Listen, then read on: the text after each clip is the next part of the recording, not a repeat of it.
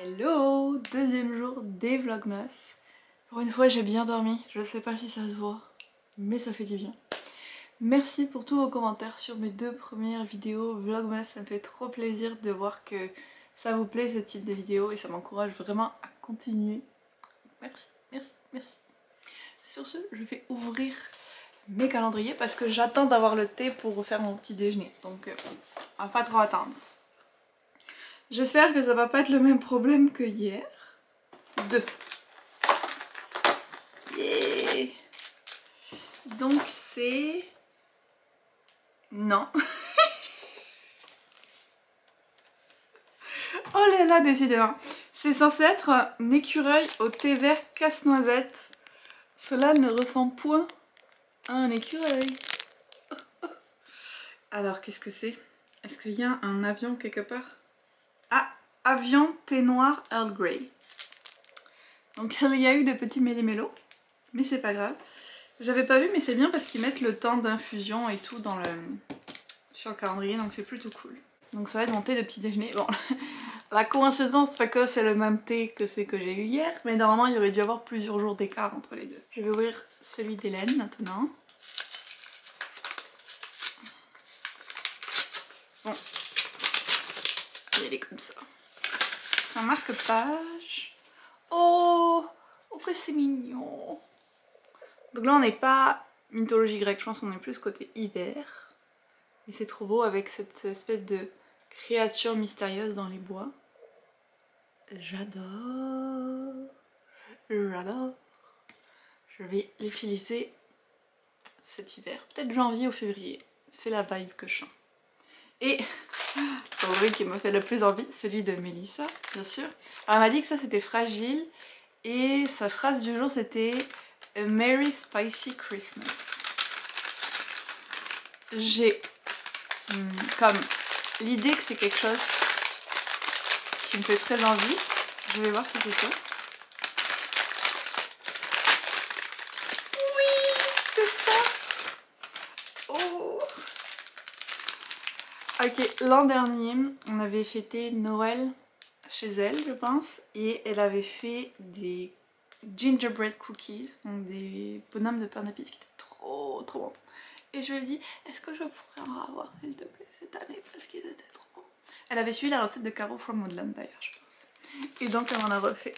Ouf, ça va être trop bien pour mon petit goûter. Je suis trop contente. Merci Félissa. Donc maintenant que les calendriers sont verts, je vais aller petit déjeuner. J'hésite pour aujourd'hui niveau programme lecture à me concentrer pour essayer de finir The Dark World ou à craquer et à attaquer une romance de Noël. What to do? Et juste que je vous montre, je suis en plein shooting photo. Elles sont venues les deux se foutre au milieu, genre mais qu'est-ce que tu fabriques? Qu'est-ce qui se passe ici? Elles me font trop rire. Aujourd'hui j'ai appris une mauvaise nouvelle qui m'a un peu foutu le moral à zéro et j'étais comme vraiment pas bien. Je me sentais trop comme... En plus ça gâchait ma journée et tout, comme j'étais pas bien et tout, donc je suis allée prendre l'air. Et j'ai décidé que je n'allais pas laisser ça m'empêcher de profiter du reste de ma journée.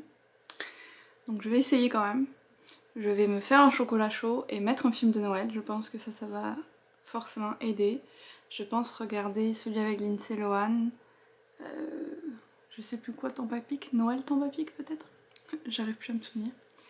Donc j'espère que ça va me faire du bien. J'ai aussi décidé niveau lecture, je voulais vraiment me concentrer sur The Dark Vault avant de commencer mes romances de Noël et j'en suis comme presque à la moitié. Mais au final je me suis dit ça va me faire plus de bien mentalement de me plonger dans une petite romance de Noël, un truc vraiment cute et tout. Donc changement de plan, je vais lire 50 pages par jour de celui-là. Minimum, si jamais je veux lire plus, je lis plus, mais je me fixe de lire 50 pages par jour et puis je le finirai quand je le finirai.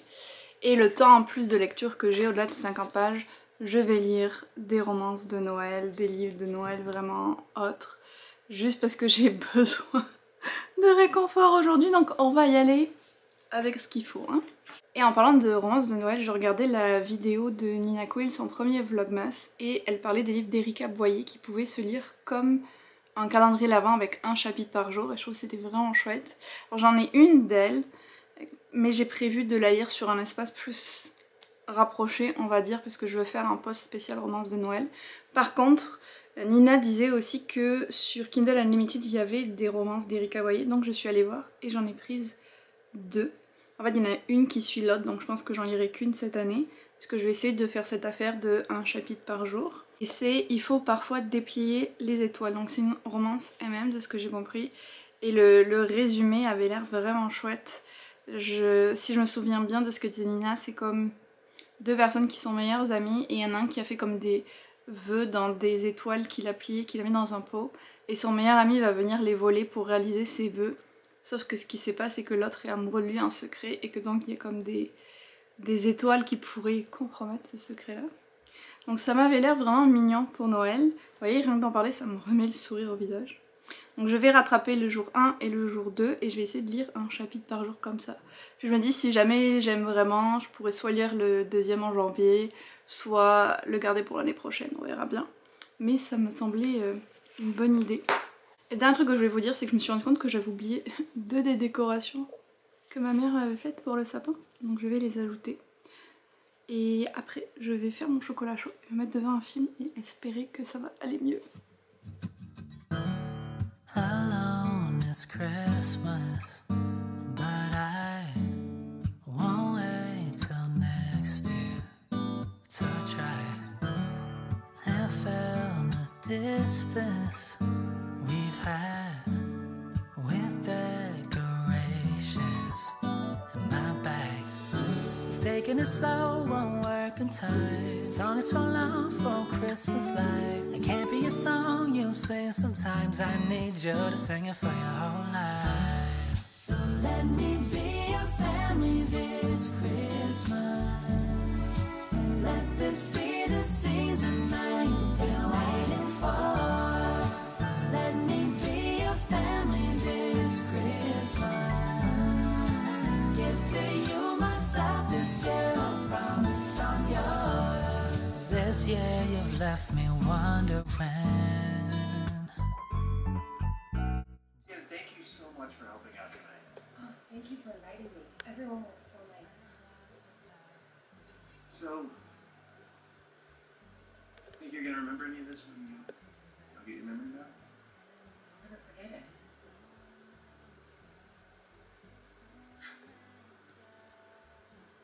Thank you for standing in this.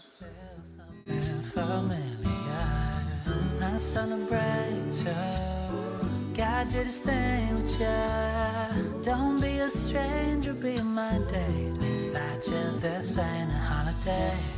So let me be your family this Christmas. Be your family. Let this be the season that you've been waiting for. Let me be your family this Christmas. Be yours.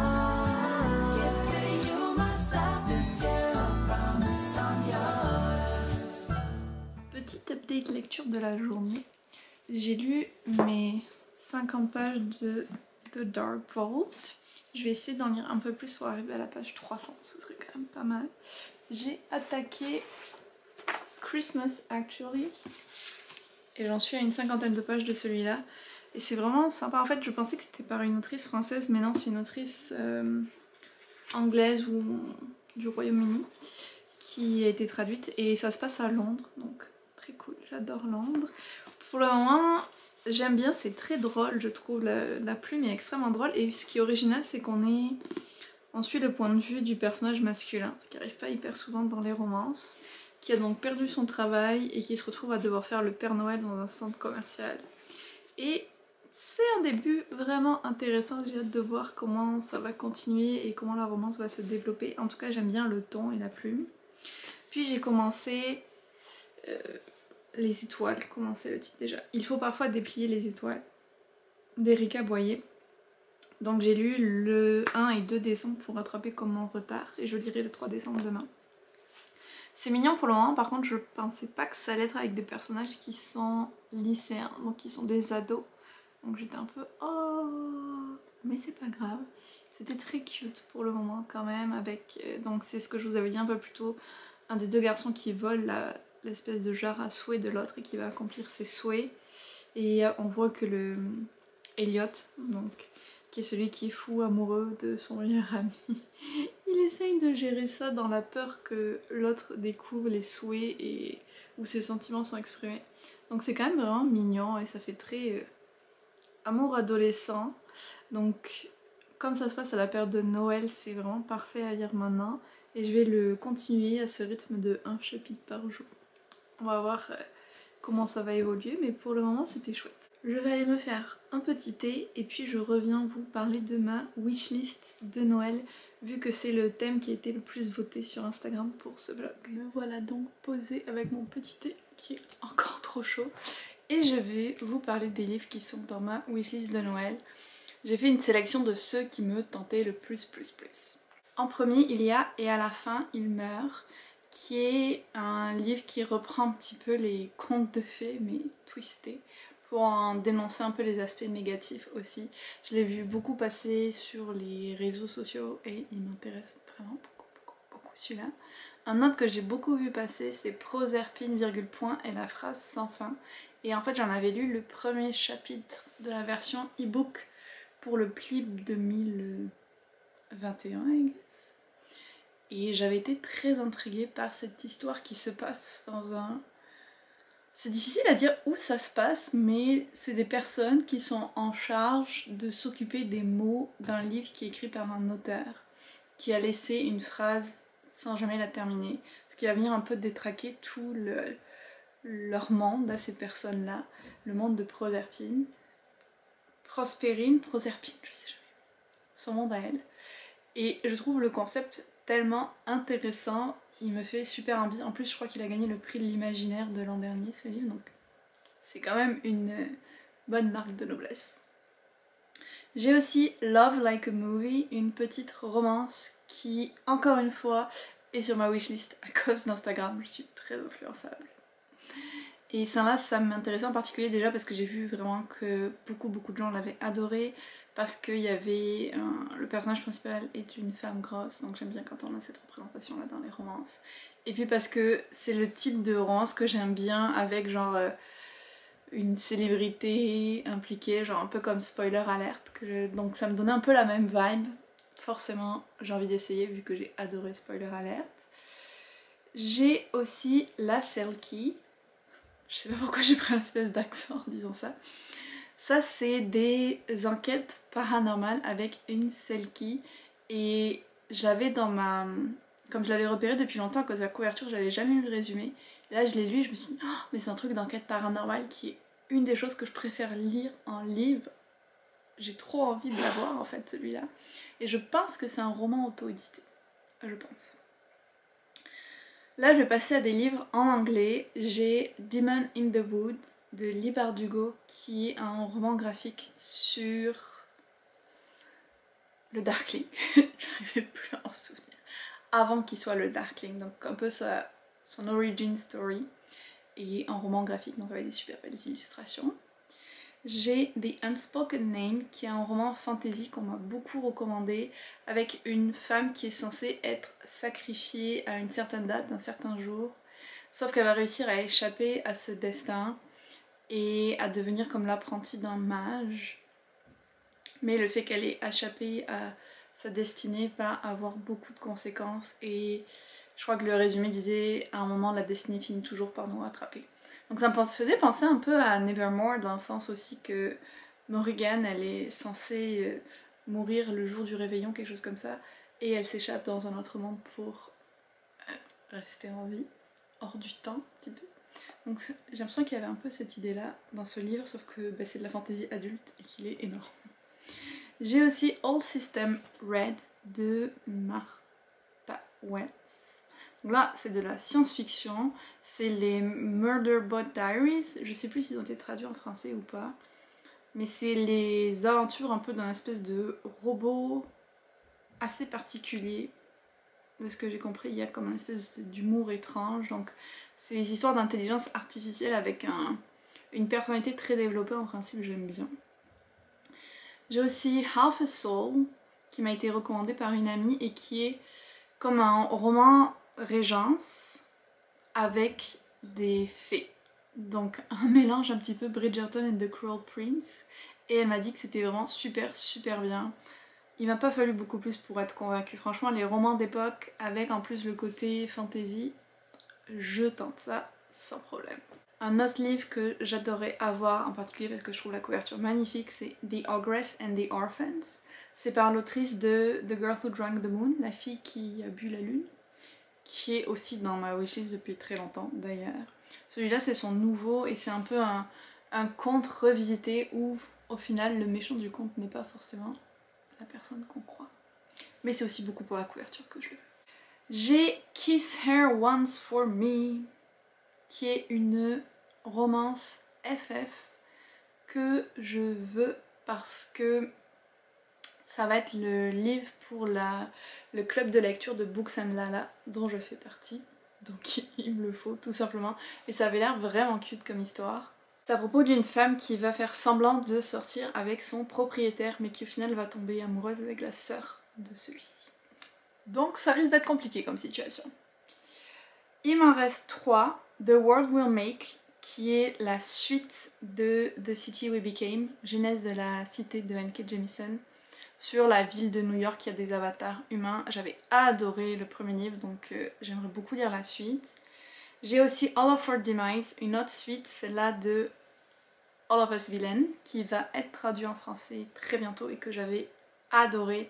Ça avait un côté Hunger Games mais avec de la magie et encore plus sombre vu que c'est différentes familles magiques qui vont combattre, en tout cas qui ont un représentant qui va combattre pour elle jusqu'à ce qu'il n'y en ait qu'un seul qui survive.